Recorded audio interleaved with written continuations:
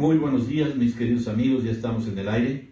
Estamos trabajando para todos ustedes en cápsulas o en gotas, es mi programa, la tercera entrega, porque ya vamos casi todos los días, ¿no? Vamos a 6 días por semana ya. Son 3 días de 5 minutos y 3 días de casi 20 o a 30 minutos.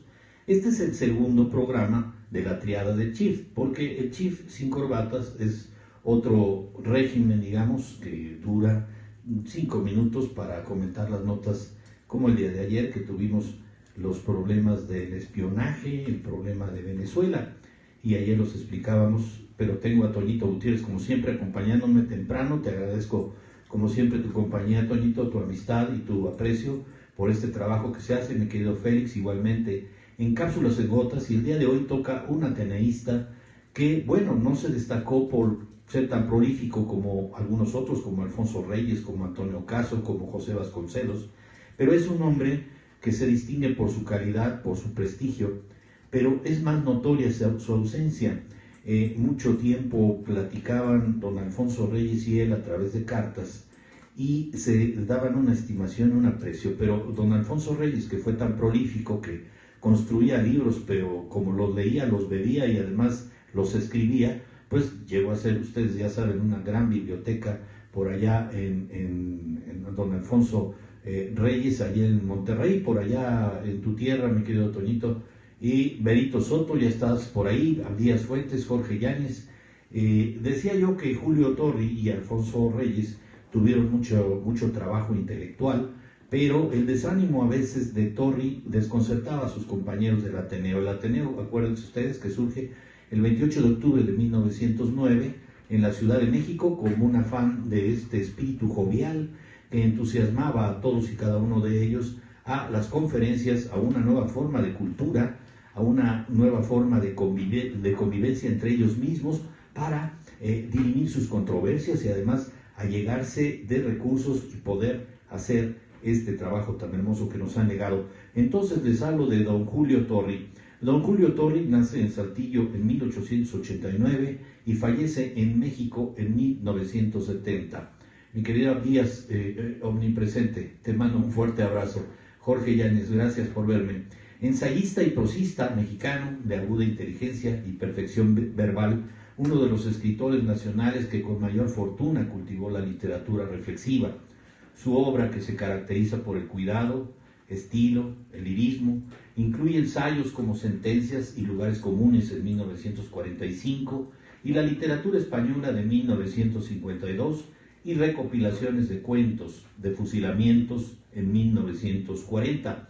Julio Torri llegó a la capital a los 19 años para cursar estudios en la Escuela Nacional de Jurisprudencia y allí, por supuesto, que conoce a Alfonso Reyes, a José Vasconcelos y a otros escritores que junto con él serían conocidos más tarde, como ya lo dije en la entrada del programa, como la generación del Ateneo.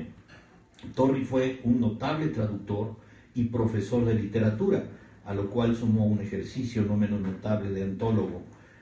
Para muchos de sus alumnos, José Emilio Pacheco, por ejemplo, que pasó por ahí, se distinguía a él por no ser tan gentil con la retórica, pero sí era muy fino y muy clásico.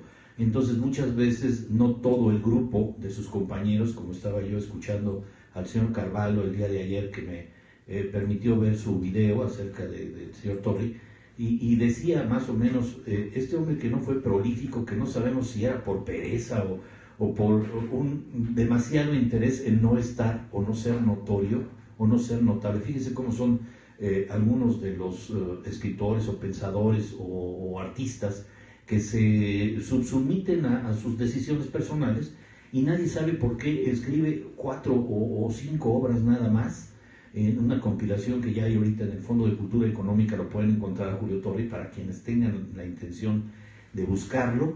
Sí está ya editada desde 2012, 2013, existe 3 tomos en el cual encuentra toda la obra de Julio Torri y es interesante ver cómo se expresa, por qué se expresa así, de dónde venía esa magia que él tenía interior y por qué decide, después de que se construye como abogado, que su padre le pedía que se dedicara a algo con lo que pudiera comer, ¿no? Como muchos de nosotros les hemos dicho a nuestros hijos, oye, búscate una carrera, una profesión que te deje dinero, y que puedas alimentarte, subsistir, ¿no? Y su padre le decía, en lugar de traerme aquí una demanda o una contestación de demanda o un litigio o dinero producto de un juicio, me vas a traer una carta escrita dedicada como poema o como poesía. Entonces no se podían entender. Entonces hay que comprender que el historiador, el escritor, este prosista, también tenía sus limitaciones, no puede ser tan pletórico o lleno de esplendor cuando tienes límites personales o en tu interior no te lo permiten. Como decía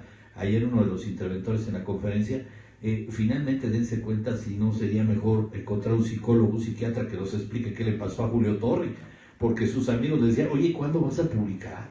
Ya tus textos son maravillosos, son magníficos, ya no los cambies, nada más públicalos. Entonces había una necesidad muy grande de publicitar los textos, porque había todo por construir. Por supuesto, estamos hablando de la salida prácticamente de la Revolución Mexicana en el siglo XX, pues las primeras 2 o 3 décadas fueron fundamentales para la cognición, para la comprensión de México, de la educación en el futuro. ¿Y quiénes y cómo iban a participar todos y cada uno de ellos?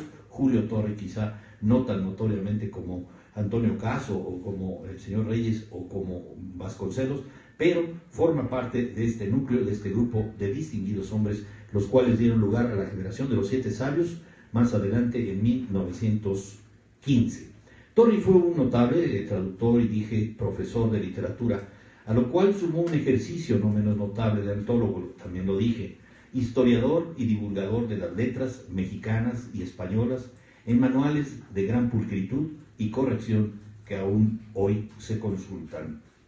La obra de Julio Torri, ya dijimos, parca y perfeccionista de un elegante y fino sentido del humor, se considera ejemplar en las letras mexicanas modernas e incluye ensayos y poemas en 1917, de fusilamientos en 1940 y prosas dispersas en 1964, títulos que aparecieron, ya dije, reunidos en el volumen 3 libros. El vanguardismo anticipado de su prosa ha sido comparado al de otros precursores latinoamericanos como el venezolano J. Garmendia, sobre todo por la creación de microcuentos ambiguos, de talante casi fantástico y de atmósfera mágica y mitológica. Y respecto a esa magia que les decía ya un principio, esta forma mitológica, cómo construir los mitos, y cada uno de ellos tiene un toque personal, no obstante haber sido parte de un tronco común, de un vínculo tan fuerte entre ellos, y esas discusiones que podrían empezar a las 6 de la tarde y terminar a las 5 de la mañana, el aprendizaje que tuvieron, la experiencia que confrontaban con el señor Reyes y con el señor Vasconcelos debe haber sido riquísima, ¿no? Interesantísima.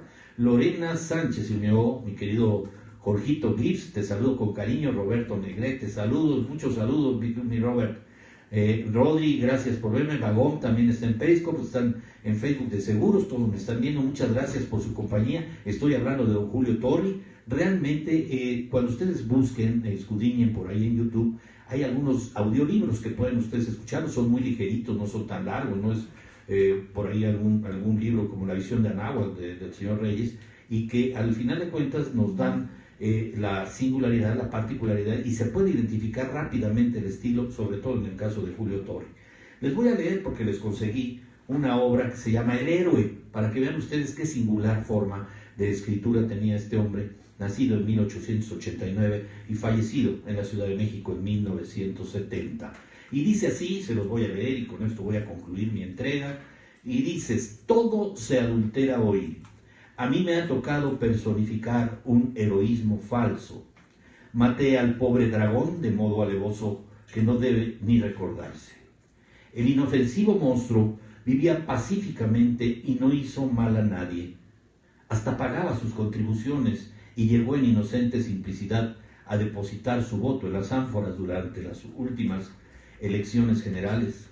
Me vio llegar como un huésped, y cuando hacía ademán de recibirme y brindarme hospedaje, le hendí la cabeza de un tajo. Horrorizado por mi villanía, huí de los fotógrafos que pretendían retratarme con los despojos del pobre bicho, y con el malhadado alfanje, desenvainado y sangriento. Otro se aprovechó de mi fea hazaña e intentó obtener la mano de la princesa. Por desdicha, Mis abogados lo impidieron y aún obligaron al impostor a pagar las costas del juicio. No hubo más remedio que apechugar con la hija del rey y tomar parte en ceremonias que asquearían aún a Mr. Cecil B. DeMille. La princesa no es la joven adorable que estás desde hace varios años acostumbrado